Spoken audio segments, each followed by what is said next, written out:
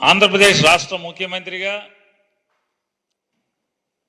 నారా చంద్రబాబు నాయుడు గారు అట్లాగే ఆయన సహచర మంత్రివర్గం ఏర్పడి సుమారుగా 35 రోజులు పూర్తయింది. ఈ 35 రోజుల్లో 40 ఏళ్ల అనుభవం ఉన్నటువంటి, అపార అనుభవం ఉన్నటువంటి, రాజకీయ అనుభవం ఉన్నటువంటి, తనకు తనుగా భారతదేశంలో నా అంత అనుభవజ్ఞుడు ఎవరూ లేరని చెప్పి స్వయం ప్రకటిత అనుభవదారుగా చంద్రబాబు నాయుడు గారు తనకు తాను ప్రకటించుకుంటుంటారు. అంత అపార అనుభవం ఉన్నటువంటి,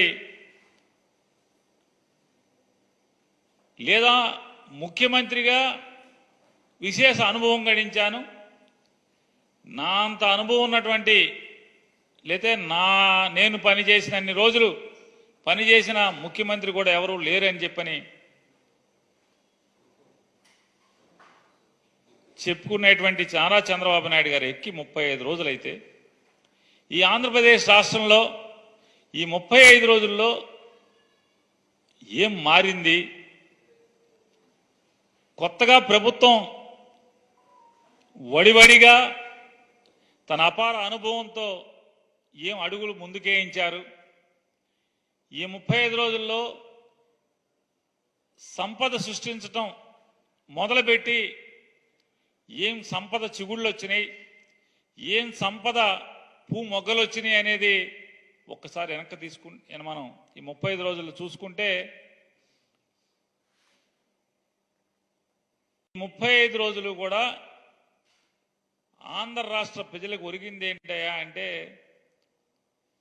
పెన్షన్ డబ్బులు చేతిలో పట్టడం తప్పితే మరొక్క పని జరిగిన పరిస్థితి లేదు. సరే 35 రోజులకే జరిగిపోతాయి అంటే జరిగిపోతాయి అనట్లేదు, చేస్తామని చెప్పి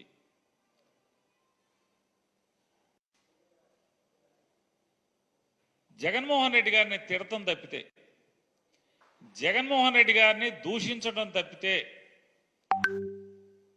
ఒక్క మంచి మాట, లేకపోతే తను చెప్పిన ఒక్క మాటను నెరవేర్చే కార్యక్రమాన్ని కూడా శ్రీకారం చుట్టలేదు.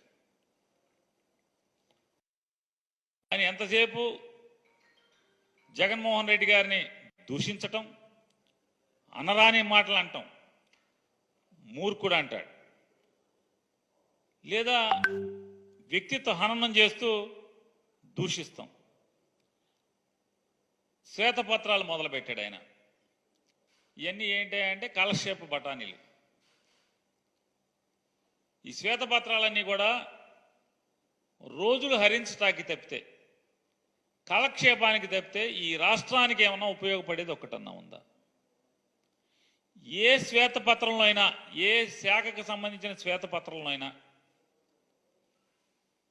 ఎవరినన్నా మీరు దోషిగా నిరూపించగలిగారా?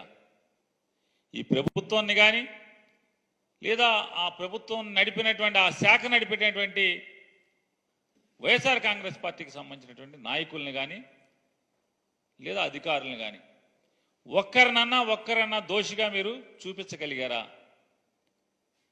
ఒక తంపుడు ఉపన్యాసం జగన్మోహన్ రెడ్డి గారిని తిడతాం,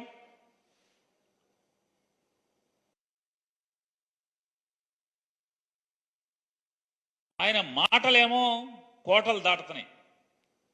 చంద్రబాబు నాయుడు గారి ఎన్నికల ముందు మాటలు కోటలు దాటినాయి, గెలిచిన తర్వాత చేతలు ఏంటి అంటే ఎక్కడ వేసిన గొంగలు అక్కడే ఉన్న పరిస్థితి. అనేక సార్లు ఆయన చెప్పారు, రాజకీయాల్లో నా అంత చతురతన్నోడు ఎవడో లేడు, బోళెన్ సార్లు చెప్పారు. అలాగే ఆయన చతురత గురించి, ఆయన మాటలు గొప్పతనం గురించి, ఆయన రాజనీతి గురించి ఈనాడు, ఆంధ్రజ్యోతి, టీవీ గురించి మనం చెప్పక్కర్లా, వాళ్ళు లేపటం ఒకటి కాదు.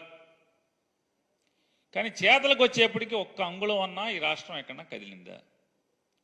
కదలలేదు. ఈ కదలకపోగా శ్వేతపత్రాలు ఇచ్చేప్పుడు పోలవరం శ్వేతపత్రం ఇచ్చారు. ఒక విలేకరు గారు అడిగారు అమాయకంగా, అంటే ఈనాడు, ఆంధ్రజ్యోతి, టీవీ5లో వచ్చినాయన్ని నిజం అనుకుని ఈయన ఈరుడు సూర్యుడు అనుకుని ఏం చెప్పాడు, సార్ పోలవరం మీరు అప్పటికే 72% కట్టేసి అని చెప్తున్నారు కదా, మిగతా 28% ఎప్పుడు పూర్తి చేస్తారండి, మీరే మొత్తం మీరు కట్టారుగా ఇప్పుడు దాకా 72% అంటే, ఎవడో తెలుసా ఎప్పుడు పూర్తవుద్దో నాకే తెలియదు అంటాడు. 40 ఏళ్ళ ఇండస్ట్రీ, 14 ఏళ్ళ ముఖ్యమంత్రి అని చెప్తారు, 4వ సారి ప్రమాణ స్వీకారాన్నేమో డబ్బాలు కొట్టి రాసుకుంటారు, పోలవరం శ్వేతపత్రం ఇస్తాకెళ్ళి పోలవరం చూస్తానికి వెళ్తారు, పోలవరం ఎప్పుడు పూర్తవుద్దంటే ఏమో నాకేం తెలుసు అంటాడు. ఇది ఈయన అనుభవం. అది అయిపోయిన తర్వాత అమరావతి వెళ్తారు, అమరావతి మొత్తం తిరుగుతారు, విలేకరు గారు అడుగుతారు, సార్ అమరావతి ఎప్పుడు పూర్తి చేస్తారు సార్, ఎంత ఖర్చు అవుద్దని చెప్పని. ఏమయ్యా ఏం మాట్లాడతారు, నిన్ను అడగాలి ఇవన్నీ కూడా, నిన్ను కూర్చోబెట్టి ఇక్కడ అడిగితే అప్పుడు చెప్తావు సమాధానం. అతను విలేకరు ఉద్యోగం అతనిది, అతన్ని అక్కడ కూర్చోబెట్టితే మరి రాజీనామా చేసి కూర్చోబెట్టాల్సింది కదా విలేకరు గారిని. కూర్చోబెడితే ఏమని చెప్పేవాడేమో, ఆయన ఓ రోజంతా అమరావతి అంతా తిరిగి చెప్పేవాడేమో ఇంత ఇన్నాళ్ళలో పూర్తి చేస్తా, లేకపోతే అవుద్దా అవుదా అని. అమరావతి అవుతుందా అవదా?